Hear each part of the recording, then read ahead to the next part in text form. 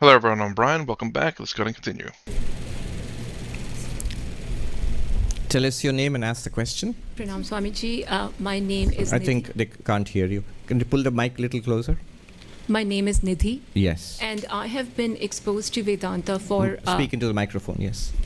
I have been exposed to Vedanta for several years through Swami Dayanand Saraswati. Right. And I happen to be going through right now a very challenging time in many areas of my life. And I feel like this is the perfect time for me to understand how my mind can sit with my knowledge. Yes. And so I intellectually know, I understand, and I totally understand that this, Swamiji used to say, you let your mind do what it does, what does it matter? Yes. And I understand that. But there, Sorry, that's what I did too. I've said in the past that my mind just kind of just does its own thing. I'm like, you know what? Not even gonna bother. I let it do its own thing. I accept it for what it is. mind do what it does, what does it matter? Yes. And I understand that. But there, emotionally, I have never been able to have a real relationship with Ishvara because I think of Ishvara as the order, good and bad, not just good. So I want to know, at this time, it feels like an opportunity to have, how can I have a real, solid, lasting relationship with Ishvara? I want to understand it both emotionally and intellectually. This is a very good question, and the answer is there in the question itself. The question was that I've received a thorough training in Advaita Vedanta by one of the greatest teachers of Advaita Vedanta in the recent past. And but right now I'm struggling in life. I have many problems in life. So I want to use this occasion to understand how all the knowledge that I have gained, how my mind sits in relation to that knowledge. So that's a very good point. Whenever we feel we have learned this, we have absorbed this teaching which claims to remove our suffering, and yet we have suffering, we run up against problems, that's a good time to sit back and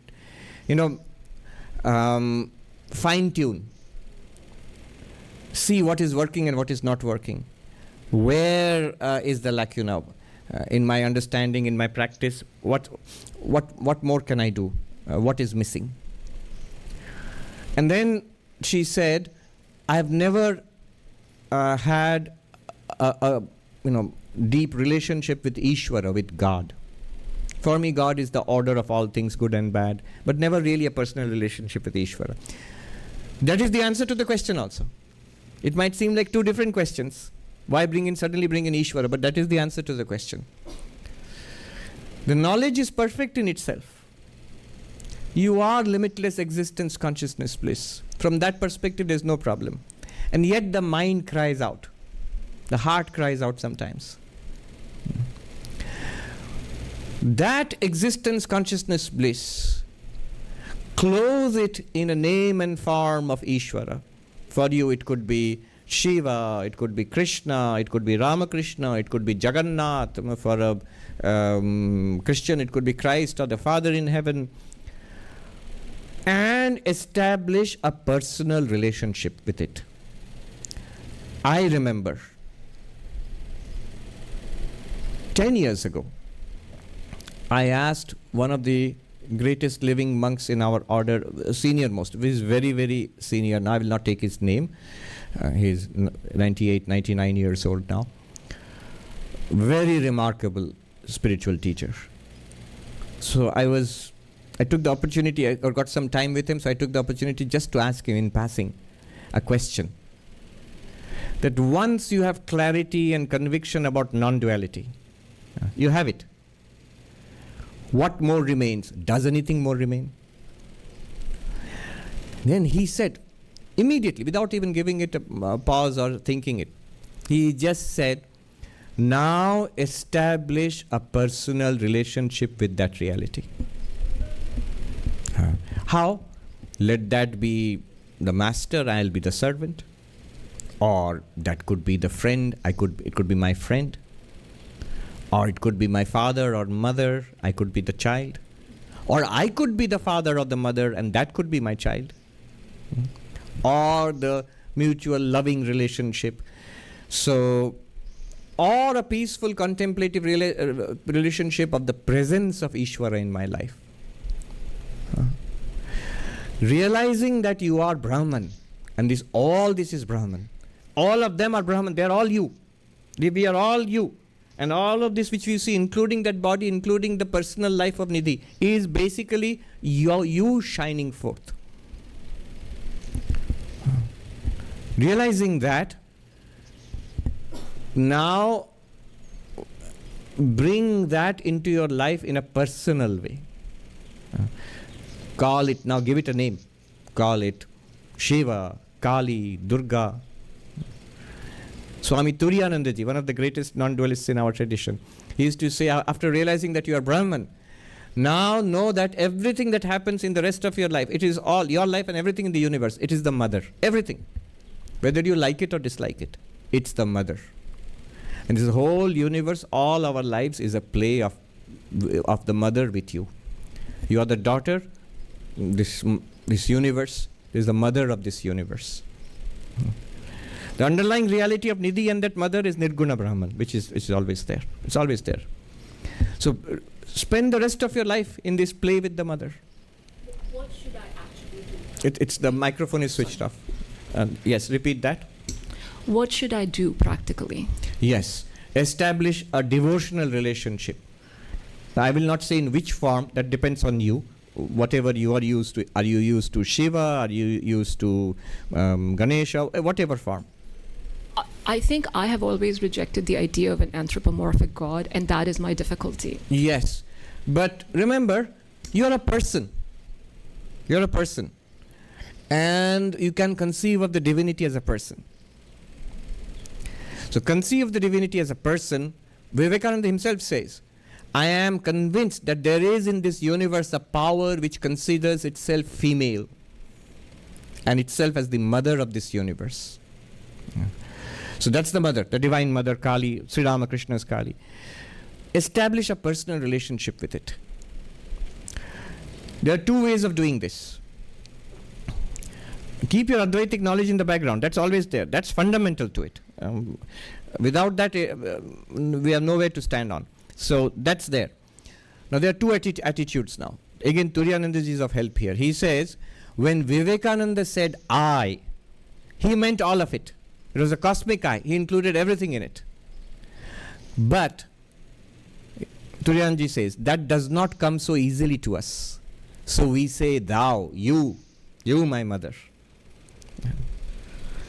Having realized that Brahman is the reality and I am that Brahman, now, because you are speaking in terms of Nidhi, not in terms of Brahman, the challenges that you are facing, is limitless existence, consciousness, bliss facing the challenge? No. It's Nidhi who is facing the challenge. That limitless existence, consciousness, bliss as Nidhi can establish a relationship to that limitless existence as Ishvara, as Bhagavan, as mother, as father, whichever appeals to you, as friend. How do I know? Take it on faith. Take it on faith. So many great people have taken it on faith, the presence of God. You will feel it soon enough. And there is a saying,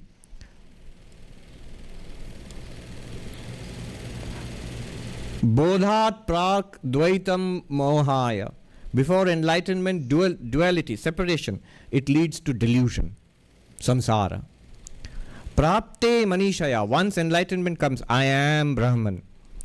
Bhaktyartham kalpitam dvaitam, advaitadapi sundaram. The imagined, visualized bhakti, devotion, based on Advaita. Why would you visualize or imagine? For the sake of devotion, for the sake of love. I visualize that. A separation between myself and that limitless reality. Nidhi, whose reality is that limitless reality, I am now devoted to that reality as my beloved Lord, in whichever form. He says, Advaitadapi Sundaram. It is more beautiful than non-duality. It's more beautiful than non-duality. Hanuman is the greatest of Jnanis. Hanuman is the manifestation of all four yogas. Jnana Yoga, Bhakti Yoga, Raja Yoga and Karma Really? Yoga. He says, Srinathe Janakinate Abheda Paramatmani Tathapi Mama Sarvasva Sri Rama Kamalalochana. Srinatha, Vishnu, Ishvara, Bhagavan, Saguna Brahman, and Janakinatha, Ramchandra, who is the avatar. They are one pure consciousness, I know. Abheda Paramatmani, and I am that pure consciousness also. I know. There is one Brahman. I know that. However, it is the lotus-eyed Rama who is everything for me. That is bhakti speaking. Jnanis, you have a taste for jnana, this is grace. This is the great grace of Ishvara. That even your taste for jnana, your taste for Advaita, Avadhuta Gita starts that Ishvara anugrahadeva pumsam Advaita vasana. It is the special, the greatest blessing of Ishvara that you have a taste for non-duality. And that Ishvara you love and surrender and talk to and pray to and tell all your heart to, pour out your heart to that. Make it concrete. Have an image or a picture, an altar. Know that Nirguna Brahman, like Hanuman, say, I know you are pure consciousness and I am pure consciousness and we are one. However, I love you. I adore you. I worship you. I pour my heart out to you. You are in charge of everything in this universe. Classical Advaita Vedanta does not deny Saguna Brahman. Yes, thank you. Well, that's a hard one. I mean, I kind of understand what the lady was trying to say, and this is kind of the thing that I would say is kind of like the hard questions, practicality, and this is what I've said in a recently previous video, not on the series of this, looking for practical solutions or practical worship, devotion, practice, whichever word you wish to place there. I mean, I'm trying to remember what she said in the very beginning. It sounded like she was struggling to worship Ishvara. And then it sounded like she wants a like a pamphlet that's okay. Direction 1, worship 6 in the morning. Okay, I could do that. And then okay, at 12 o'clock, meditate. 6 o'clock, do this. It sounds like that's what she's wanting, a direct instructions on how to do this.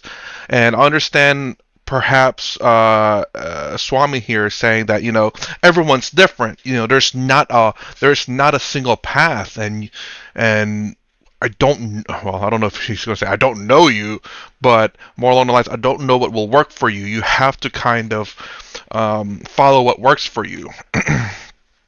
So he was saying Bhakti Yoga, which is one of the easiest path to enlightenment, supposedly. And I get it. I mean, religion exists, and a lot of people do find enlightenment that way. More of a reduction of suffering. Turn the mic follows. But the reason why he points specifically to Bhakti Yoga, because she says Ishvara, a god, essentially. So it's clear that she seems to want to follow Bhakti Yoga here. So that's the reason why he kind of pushes for that. He kind of it's and I guess that's the reason why I said the answer is in the question itself, that I wish to follow. I'm struggling to follow Ishvara. I'm sorry if I'm pronouncing that wrong. Ishvara. Brahman. There makes it a little bit easier. But I'm struggling to follow that. And essentially she's saying, I want to be Bhakti Yoga. So he was trying to, I guess, kind of give examples, kind of like Swami Vivekananda follows the mother. Same with Sri Ramakrishna follows Kali, the mother. They've seen it that way, and I know Lakhani always points to like little Ram, the baby Ram, or like the mother or the father or the brother, the sister or friend, like Swami here is talking about how you follow, how you worship. I suppose my worship would be people, earth, humans, or I guess earth would be a pretty nice one. Kind of like living beings, even though you could say maybe I'm a hypocrite. I don't know if that's I could see people saying that because I eat meat, but I don't look at it that way. I don't look at how do I say? I don't do it, well, I know it's going to backfire on me for sure, but I don't do it necessarily to cause suffering, but obviously it does cause suffering. But at the same time, you have to kind of it depends on your what you call it, how you see the world. And this is kind of another conflict with me and my audience, which I love. Honestly, it's a great argument to have a discussion. This is what I love, honestly, about Hinduism. Whenever they go into these market meetings and they debate each other, which is really great because you can absolutely change my mind. It's very difficult to, like, trust me, like your mind should not, if you really thought about what your values are, you should not be easily converted. Otherwise your values are, I want to say garbage, but clearly you didn't think about them. At least not that much. I really do think about my stuff, and I'm very much open to hearing, but I see the value and suffering of plants and animals as the same as human beings. You could say to some degree. It's really weird to say that they're lesser, but I haven't quite thought about this part yet. This is something fresh. So I'll say this. This is what I thought of for a little bit. Animals and plant suffering are the same to me. Now, are they the same suffering as human suffering? That I have not thought of. I will say that now. I have just brought that up in my mind. I'm like, don't know how I should answer that one just yet. I will say this. My initial thought is they're less than human suffering. Is that the correct answer? Right now, that's the best I've got. Can you convince me otherwise? Probably. But I kind of see as humans just because we see ourselves above animals. Not necessarily that we're stronger or anything like that, but it's kind of interesting now whenever I say that I think of what Sadhguru says about how he always kind of, not always, but he's said in some of his videos that the humans are unique in terms of how we have memory. I know humans are not the only animals that has memory actually. There are obviously animals out there who have memory, but I guess ours is a little bit unique in the sense that maybe we have long-term memory or certain type of memory that most other animals don't have. They have memory. They remember, praise. They remember sounds and smells and all that. But I guess it's more instinctual memory. Instinctual. I don't know.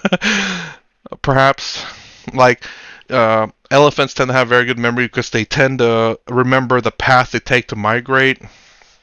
But anyways, so I'm throwing that out there now. Could I be wrong in terms of, well, animal and plant suffering is less than humans? Yeah, absolutely.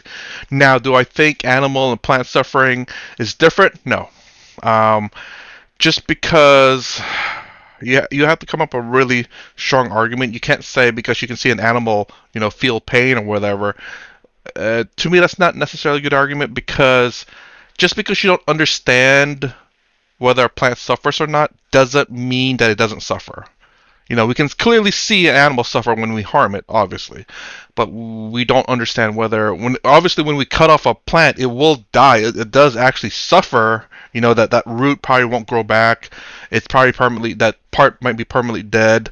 Or maybe it does grow back. I don't know. I don't know what kind of plant it is, but you get what I'm trying to say. Is that the plants do suffer. It's just we don't understand it. We don't speak to plants. We don't speak to animals either, but there's a bit more of a emotional human kind of speech that we can kind of understand. Anyways, they continue. I'm speaking too much. So we will have to wrap up. One last question from there. Yes, we'll have to wrap up now because we have really run out of time. The question is from a 16-year-old boy. A 16-year-old, or we should take that, yes. Yes, that's what I felt. His name is Arnab Das Chowdhury. I would firstly like to offer my namaskar to Swamiji and then thank him for providing his valuable time to read the query of a 16-year-old boy with a high interest in Vedanta. How can we detach ourselves when we cannot detach ourselves from this body? How can one experience that consciousness which is different from the mind and this body? How to be detached from all the happiness and sorrow and be in that state of bliss. How to hold that laser-like focus for a longer period of time and to cut off everything else. Sir, please forgive me for any mistakes in the composition of this mail, as I am doing it for the first time. Oh, no mistake at all. But too many questions, big questions. Yeah, they're all very good questions. And I'm particularly sympathetic because I was a 16-year-old very interested in Vedanta as a kid. I used to attend wherever I could find a Vedanta teacher, a monk giving talks, I would rush there and sit and listen. Have you heard of Swami Chinmayanandaji, the founder of Chinmay Mission? So I used to go a few times to attend his classes as a little kid. I was, I think, 10 years old or 11 years old.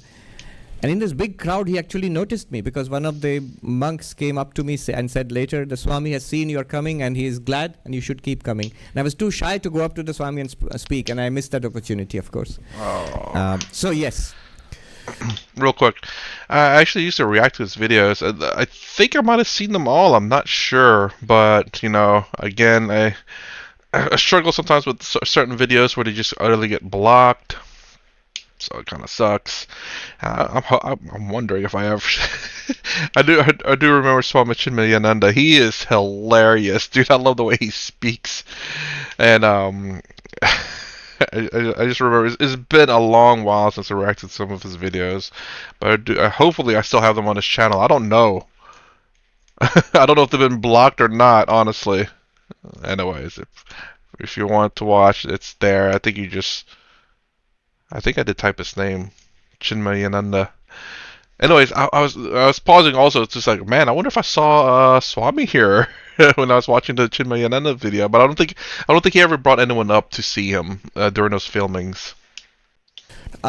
Three questions basically. One pertains to the body, another two pertain to the mind. How we can't detach ourselves from the body, so how are we going to be detached from the body? You can't separate yourself from the body. What do you mean detachment from the body? It's a good question. So separation from the body, detachment from the body does not mean physical separation. You don't have to put a forceps and bring out the consciousness or awareness or Atman from the body and separate it. No, you can't do that. You can't do that. Bodilessness, separation from the body means I am awareness. Body is there. It's like I'm wearing the clothes. Separation from the clothes does not mean I have to take off my shirt.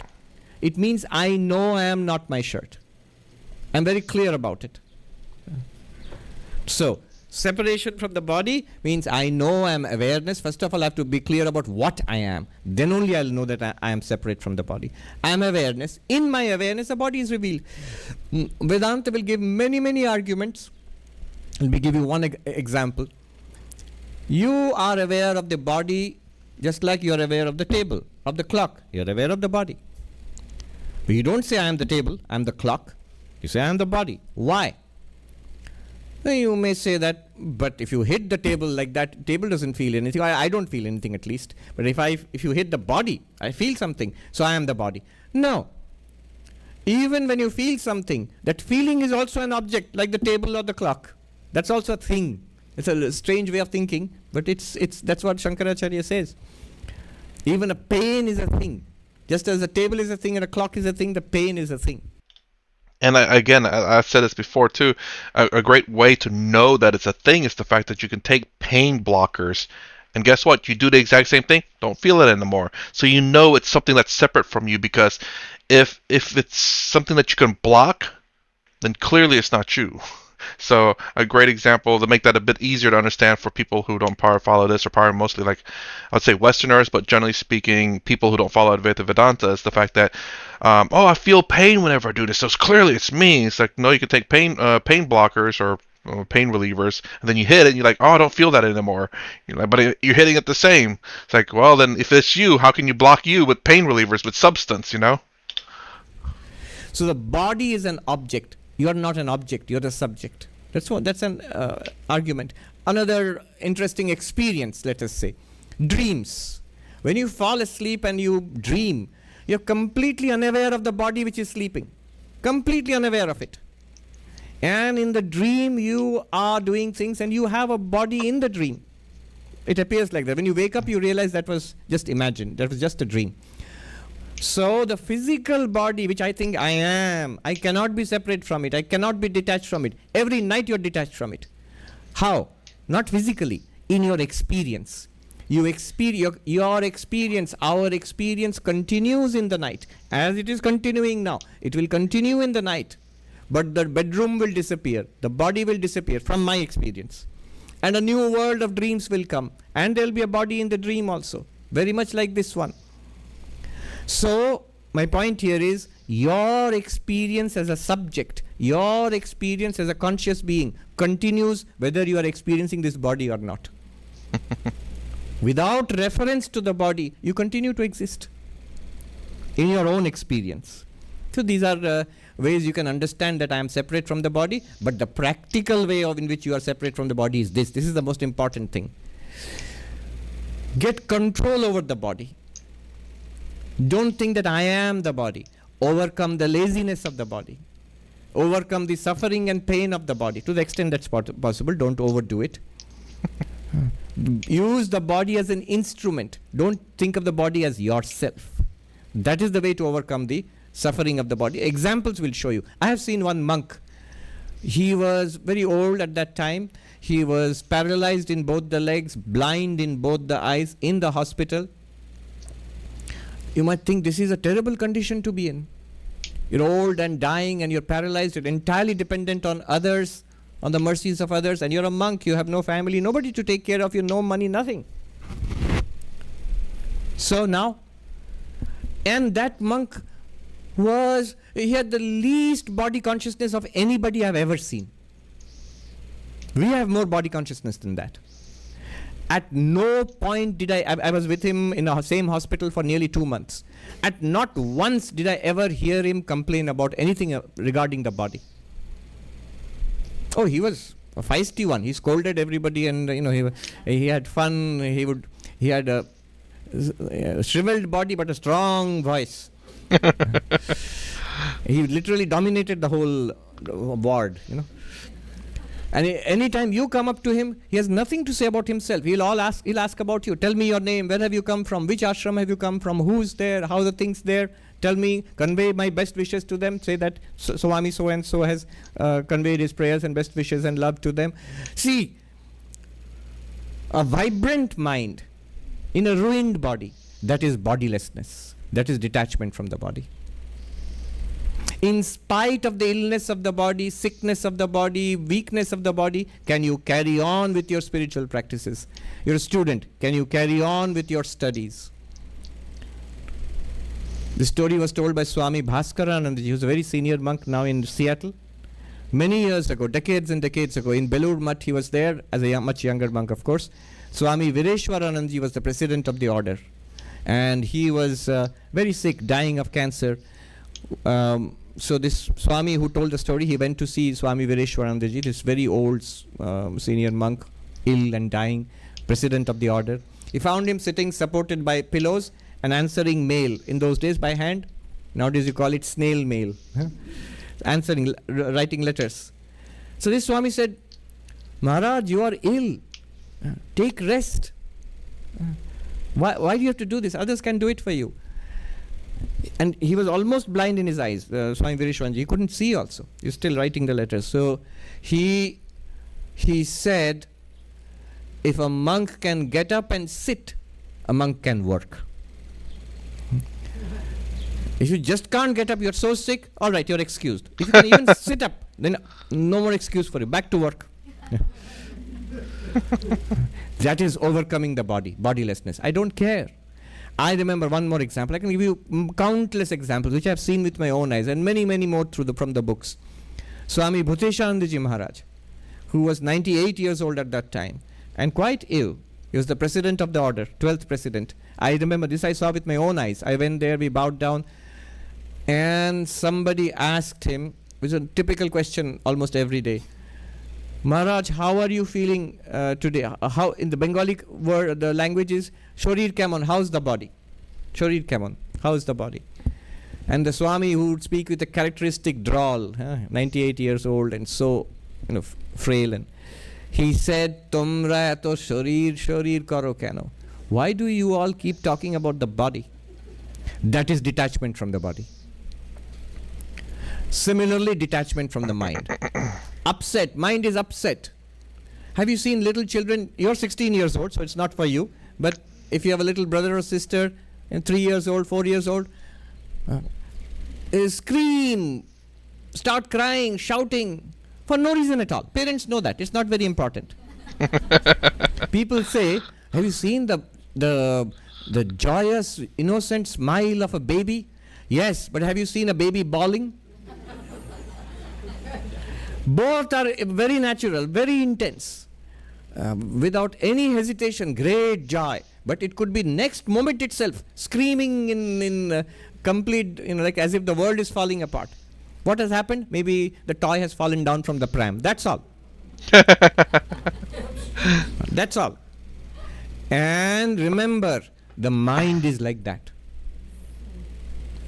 The little ups and downs of the mind, my mind is feeling upset, I have done so much sadhana, but then why it is happening? Don't worry about it. Keep on doing your sadhana.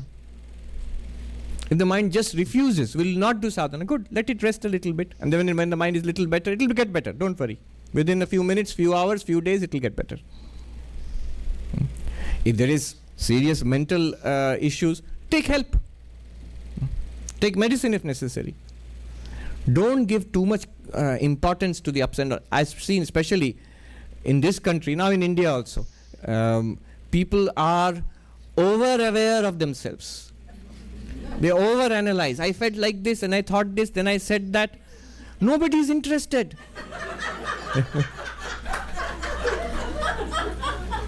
It's the most boring thing in the world. You want to tell me every little thing you felt and thought, not interesting. Nobody is interested and neither should you be interested. Why now I'm saying? Because earlier in countries where there's poverty and hardship, nobody has time for that kind of stuff. You have to struggle. But once you have prosperity, and then what happens is the struggle is less. So now you have more time and energy to waste. So you do that. No. That is the thing though about this is the sad thing, and it's something I realized. Obviously, obviously, I realized this. As though it was obvious, but it took me a while to realize this. And it's sad the fact that a lot of people don't realize this. It's the sheer fact that I have a feeling this is true. That the only people who complain, who think the world sucks and there's suffering everywhere, are generally speaking are the people who are kind of rich. I'm saying not rich, but rich and making enough money. You look at all these people complaining about certain things, like there's whatever going on, their lives is ruined or whatever because just some stupid stuff. And my gosh, if you have time to complain, you are living a good life, I'm guessing. And again, I'm not saying like every single person who makes a complaint is necessarily like similar to that, but I will say that is quite high. The number of people who make just frivolous complaints is growing. It's sad, but it's just the way the world is, I guess. You think when you're spiritual, you must be more aware of every little thing that you're feeling. Not at all. That's the wrong idea of spirituality. If you go to a monastery, I've lived in monastery for the last 30 years. If you do that in a monastery, in my meditation today, I felt this, then I felt that, then I said this. Nobody will be interested. They'll think you're crazy. They'll just ask you, don't you have anything better to do? What are you supposed to be doing right now? So yes, that is overcoming, that is detachment from the mind. Laser-like focus, I'll give you Vivekananda's formula for that. Do whatever you are doing with the fullest possible attention. That's all. It's simple but very powerful. You want to improve focus, concentration, whatever you're doing, wherever you're doing. You're simply sitting and relaxing, still have full awareness and full attention. You'll find it's a very difficult sadhana. Do whatever you are doing with the fullest possible attention. Then you will find when you need laser-like focus in your studies, in your work, and in your meditation, you will have laser-like focus. All right, let me end with a peace chant.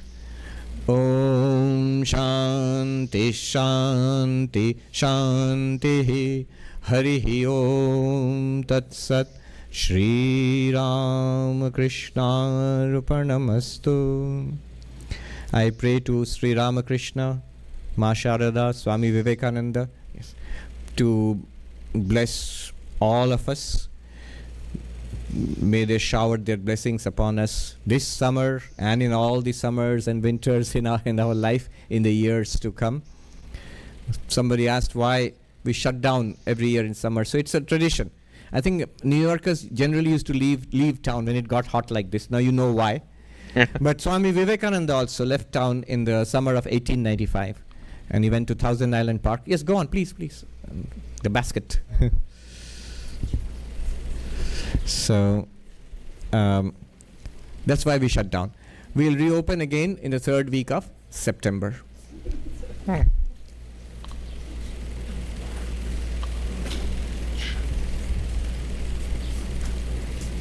I like that question about, you have we had the same theme throughout some of the questions which Nidhi asked, that clarity and centeredness in Advaita Vedanta, then the necessity of bhakti after this.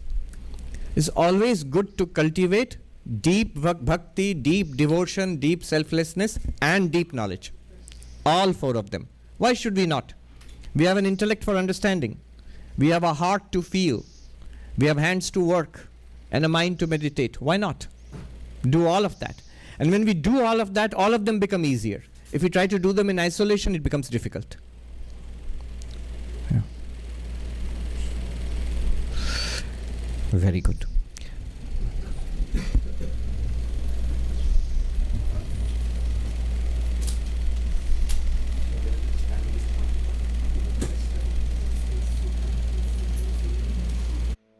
Okay.